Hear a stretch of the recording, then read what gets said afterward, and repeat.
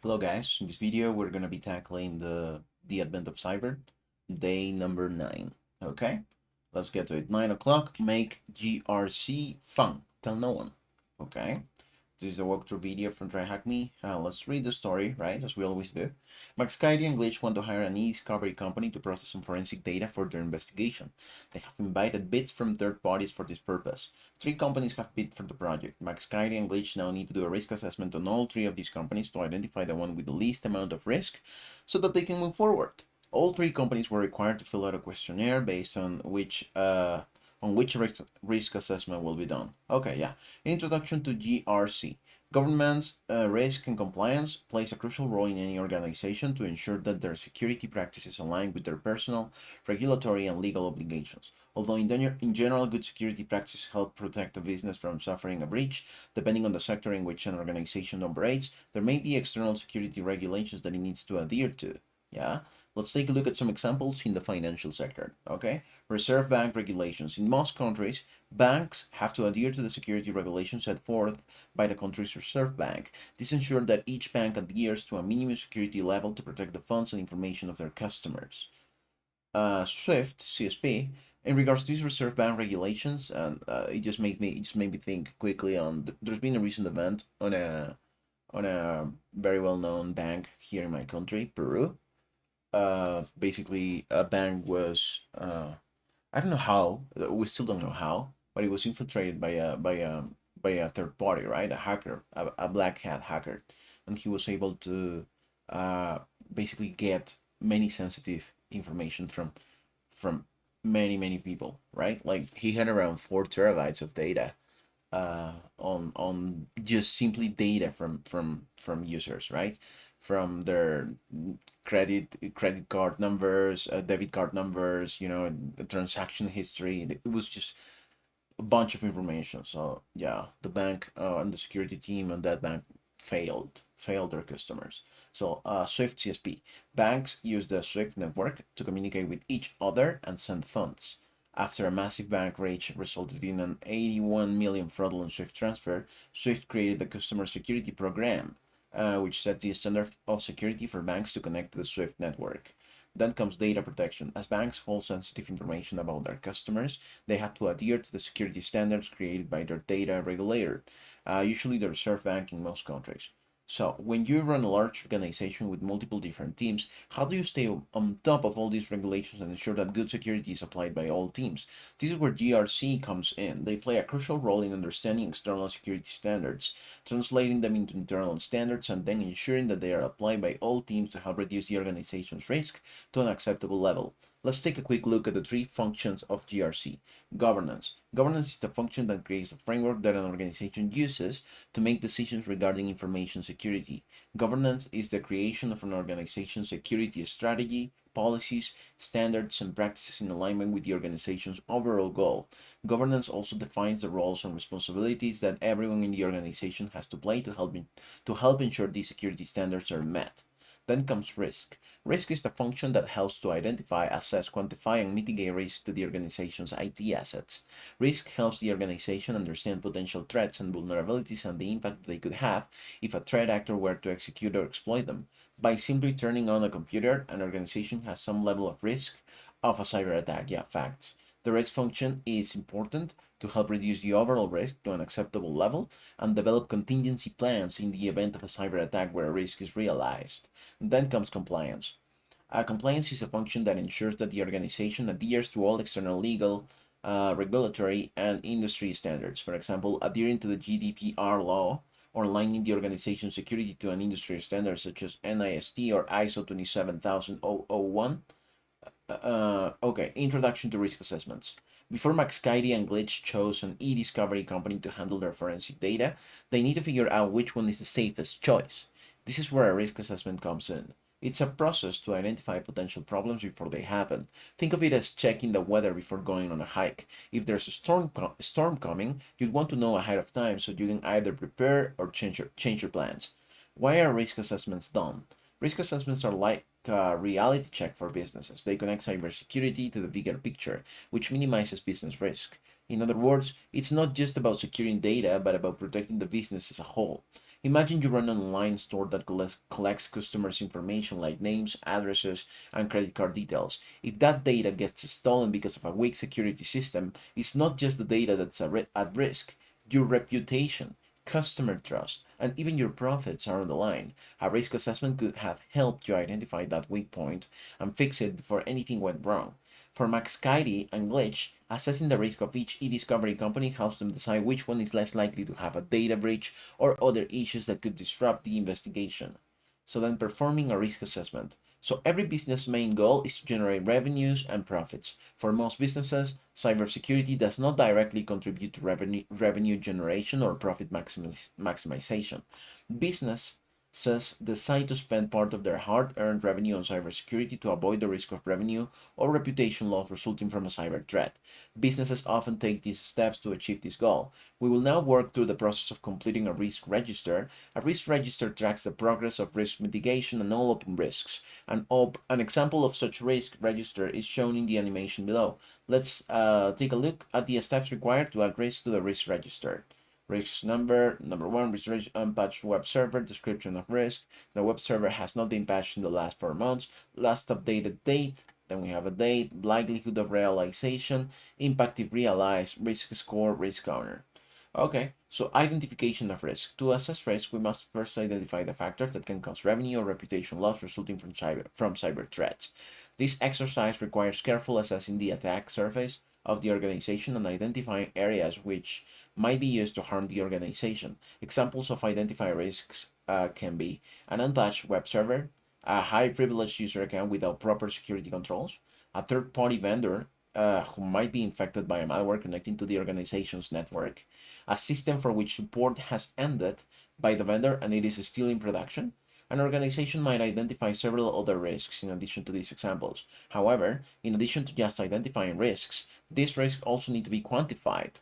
After all, the likelihood of materializing a risk on a cordoned off an isolated server differs greatly from that of a public-facing server hosting web front-end. Right? Similarly, the impact of risk materializing in a crown jewel, such as a main database server containing confidential information, differs greatly from that of a development server with dummy data. Right? Assigning likelihood to each risk. Likelihood of realization. Okay, so to quantify risk, we need to identify how likely or probable it is that the risk will materialize. We can then assign a number to quantify this likelihood. This number is often on a scale of 1 to 5. The exact scale differs from organization to organization and from framework to framework. Likelihood can also be called the probability of materialization of a risk. An example scale for likelihood can be 1 improbable, 2 remote, 3 occasional, 4 probable, 5 frequent. So on the improbable is, yeah, as the words describe, it's unlikely that it might never happen. Remote is very unlikely to happen, but still there's a possibility. Occasional, likely to happen once sometime. Probable, likely to happen several times. Frequent, likely to happen often and regularly. So it might be noticed that while we are trying to quantify the risk, we still don't define exact quantities of what constitutes several times and what constitutes regularly, etc. So the reason is that the likelihood for a server which has a very high uptime requirements will be different from a server that is used infrequently. Therefore, the likelihood scale will differ from case to case and from asset to asset. On the flip side, we can see that this scale provides us with a very usable scale of differentiating between different probabilities of occurrence of a certain event. So then comes assigning impact to each risk. Once we have identified the risk and the likelihood of a risk, the next steps to quantify the impact this risk's materialization might have on the organization. For example, if there is a public-facing web server that is unpatched and gets breached, what will be the impact to the organization? Different organizations calculate the impact in different ways. Some organizations might use the CVSS scoring to calculate the impact of risk. Others might use their own rating derived from the confidentiality, integrity, and availability of a certain asset, and others might base it on the severity categorization of the incidents. Similar to likelihood, we also quantify impact, often on a scale of 1 to 5. An example scale of impact can be based on the following definitions: informational, very low impact, almost non-existent; low, impacting a limited part of one area of the organization's operations with little to no revenue loss; medium, impacting one part of the organization's operations completely with major revenue loss; then high, impacting several parts of the organization's operations, causing significant revenue loss; and then critical, posing an existential threat to the organization, right? Then comes risk ownership. So the last step to performing a risk assessment is to decide what to do with the risks that were found. We can start by performing some calculations on the risk itself. The simplest calculation takes the likelihood of the risk and multiplies it with the impact of the risk to get a score. Continuing on, so we were reading about risk ownership, right? The last step to performing a risk assessment is to decide what to do with the risks that were found. We can start by performing some calculations on the risk itself. The simplest calculation takes the likelihood of the risk and multiplies it with the impact of the risk to get a score. Some risk registers make use of more advanced rating systems such as threat, which is a system used by Microsoft to assess risk to computer security threats. Assigning scores to the risk helps organizations prioritize which risks should be remediated first. While you may think the simplest answer is to secure the system so there is no risk, in real life it isn't that simple. Implementing more security costs more money, and it doesn't help if we spend more money on security that we risk losing if we leave open the risk. Okay. In this last step, we decide who owns the risks that were identified. These team members are then responsible for performing an additional investigation into what the cost would be to close the risk versus what we could lose if the risk is realized. In cases where the cost of security is lower, we can mitigate the risk with more security controls. However, when it is higher, we can accept the risk. Accepted risk should always be documented and reviewed periodically to ensure that the cost has not changed.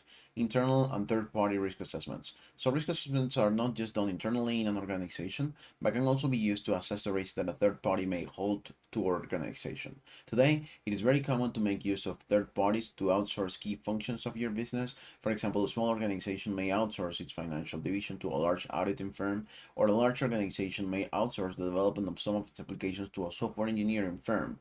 However, this changes the risk as a compromise of the third party, where we may not have full control over their security, could still result in compromise of our data or sensitive assets. As such, we need to consider the risks the third party poses to us. So why do companies do internal risk assessments? Internal risk assessments help companies understand the risks that they have within their own walls. It's like taking a good look around your house to check if there are any leaks or broken windows. For example, if a company finds that its software is outdated, it can prioritize updating it to prevent potential attacks. Internal risk assessments help identify weak spots in security, direct resources to the most important areas, stay compliant with security rules and regulations. So why do companies do risk assessments of third parties? Companies don't just assess themselves. They also need to evaluate the risks that come from working with other companies like vendors, suppliers, or partners. This is called the third-party risk assessment, and it's important because one weak link in the chain can affect everyone. Yeah, so let's make it simple. McSkydy and Glitch want to make sure that whichever e-discovery company they choose won't leak or lose sensitive data. So they will be reviewing if these companies have good security measures to keep data safe, follow data protection rules, align with the security standards that McSkydy and Glitch have in place. So by doing a third-party risk assessment, McSkydy and Glitch are reducing potential supply chain risks, making sure the investigation doesn't run into trouble because of a weak security link in the chain. In order to do this, McSky has to create a risk assessment that can be sent to the potential third parties. Based on the answers provided by the third parties, McSky can then make an informed decision on which third party would be best, so procuring a partner. Let's put this knowledge to the test. Let's start the static site attached to this task by pressing this button, and we will have access to the level of risk that each of the vendors pose. We send a questionnaire to each potential third party and have received their answers. Using these answers, you will have to add a new risk to the risk register, which will give an overall risk score for each third party. Once done, we can choose the third party that has the lowest risk. Okay.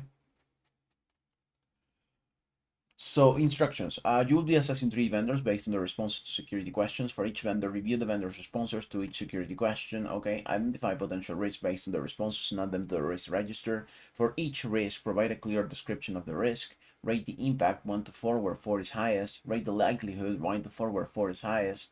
And the risk score is automatically calculated by multiplying impact times likelihood. And then the vendor risk score is the sum of all risk scores for that vendor. Your goal is to identify the vendor with the lowest total risk score, right? So vendor number 1, Indigo Jaward. Risk register. Okay, document identified security risk for Indigo Jaward. So add new risk. Question number 1. Okay, question number one. Data in transit and data at rest needs to be encrypted with AES encryption as a requirement for this project. What type of AES encryption does your company use for data in transit and data at rest? None for data in transit and AES 256 for data at rest. Describe the potential security risk. Basically, let's just provide the first response. What does GRC stand for? It's governance, risk, and compliance, right? So this is the answer to the first question. Let's provide it. Okay. So what is the flag you receive after referring the risk assessment? So describe the potential risk, describe the security risk, likelihood, the potential security risk, non-data, and for data in transit. So no encryption for data in transit, which is so the impact level would be significant impact, right? And data rest needs to be encrypted with AES encryption, right? So as a requirement for this project, what type of AES encryption does your company use for data in transit and data at rest? None for data no encryption for data in transit. So the impact level is high because then the it's critical, right? It's great likelihood level. It's possible, right? It's likely, I would say. So at risk. Okay. So then comes, I guess, the second question. Complete assessment. No. Let's go to the second question, right? What kind of access controls do you have to ensure data is accessed only by authorized people? Data can be accessed by all the people in the relevant team. Well, that's the potential. Describe the potential security risk. Basically, any no. What would I say? There's uh chain of for authorized users, admins will have access to everything, which is dangerous, right? So impact level, it's critical. Likelihood level, it's likely to occur, right? Very likely. Just likely, I guess. Okay. Then comes number three. What is it? How long do you keep client data after the case is closed? More than 1 month. Well, this is impact level, minor impact, medium, let's say, medium, moderate impact. And the likelihood level is unlikely. The potential security risk is that the client data is disclosed or compromised, right? A likelihood level is possible, at risk.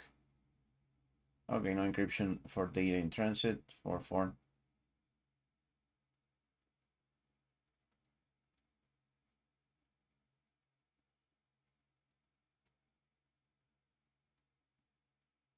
What did I do wrong?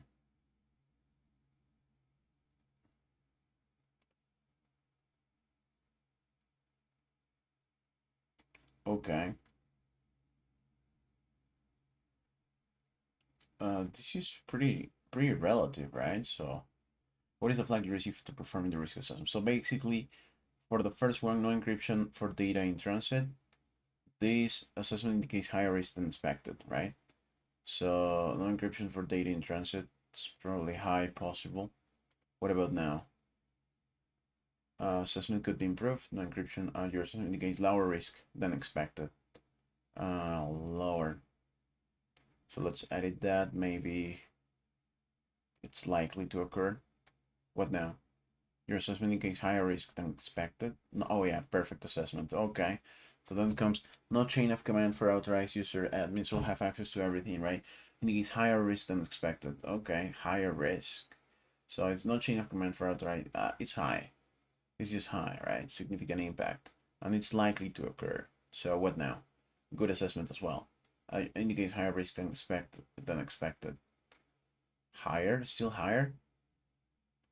So what about possible? Just possible. Indicates lower risk than expected. So maybe not possible, likely, and then instead of high, critical. What now? Assessment could be improved. Perfect assessment. Higher risk than expected. No chain.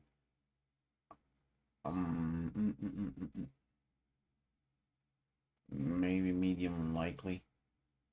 Good assessment. Indicates lower risk than expected, and then client date is disclosed or date? No, data. What do you mean date? What are you thinking here, boy? Come on, get serious. So basically, what was the what did we get? It was this was lower than expected, right? That's what they said, I think. So assessment introduction indicates significantly lower risk. Client data is disclosed or compromised. Well, basically, I guess if you don't want to, how long do you keep client data after the case is closed? More than 1 month. That's no bueno. Significantly lower risk. Critical, very likely. What now? Perfect assessment. Okay. So complete assessment already must match the expected impact and likelihood values exactly before proceeding. So good as yours indicates lower risk than expected. Uh-huh. Maybe like this. Lower risk than expected. Risk score 6 out of 16. So maybe here. What now? 9 in higher risk. Come on, what up? So let's go through severe impact, right? What kind of access controls do you have? It's critical, right? And it's possible to occur. Yeah, perfect assessments. Okay, let's complete the assessment. New vendor assessment started. Okay, this new vendor is called Azure Panther. And then let's go through the questions, right? Select a question first. Okay, data in transit and data at rest needs to be encrypted with AES encryption as a requirement for this project. What type of AES encryption does your company use for data in transit and data at rest? None for data in transit and this for data. Well, that's no encryption for data in transit. At risk, lower risk than expected. I don't like that. Maybe high unlikely should be okay. What kind of access controls do you have to ensure data is accessed only by authorized? Data can be accessed only on a need-to-know basis. What do you mean by that? Only on a need-to-know basis? But by who? Just medium possible, right?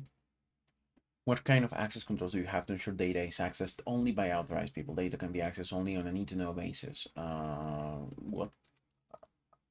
What do they even mean on, like, I need to know what data you have here, and then they just let me know?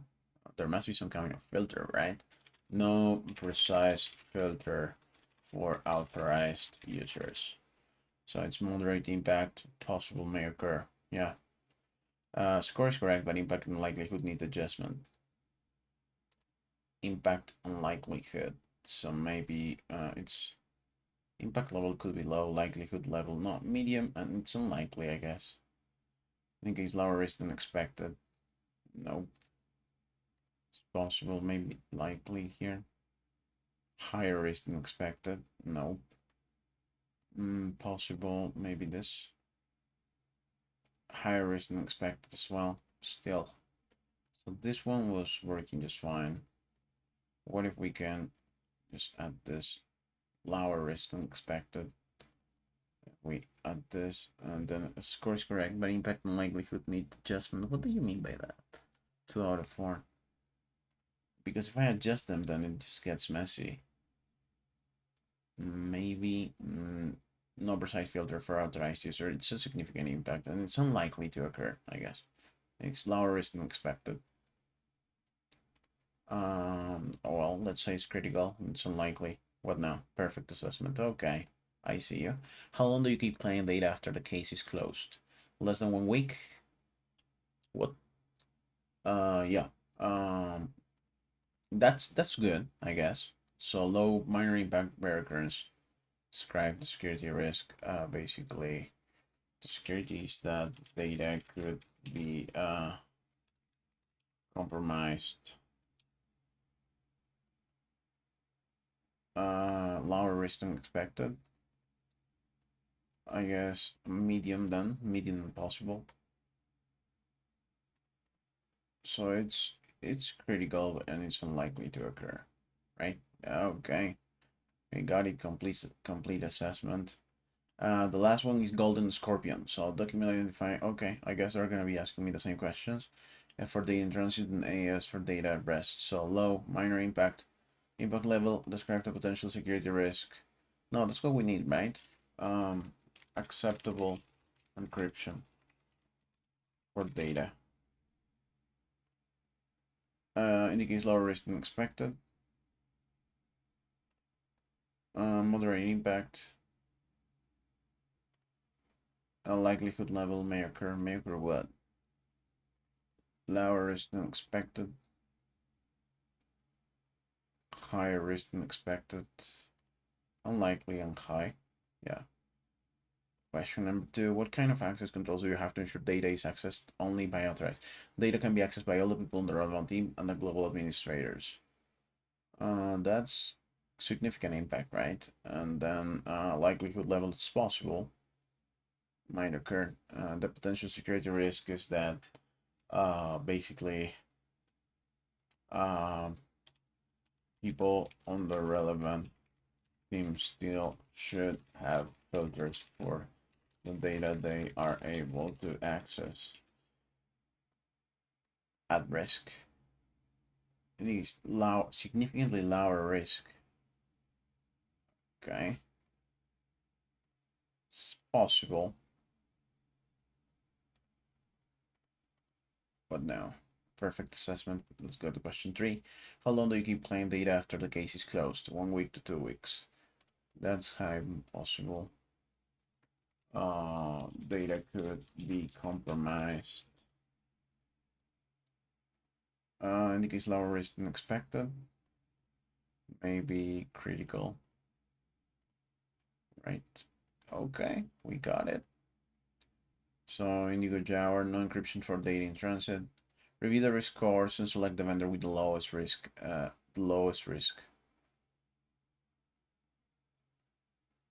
Three identify risks for each of them.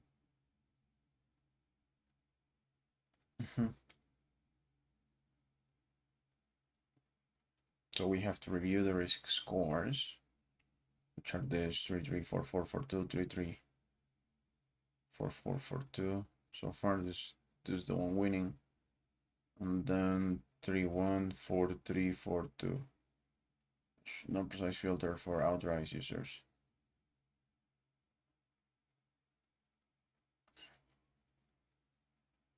Data could be compromised for 2. It's between these two. So the higher the risk, the least convenient it is for the for the company to actually hire this third party, right? So, 4 1 6 plus 5 11 plus 5 16 4 plus 7 11. I guess this is the one. Okay, THM risk managed. Okay, that took a bit, right? But yeah, we finished it. I'll see you guys in the next day, which is day 10. All right.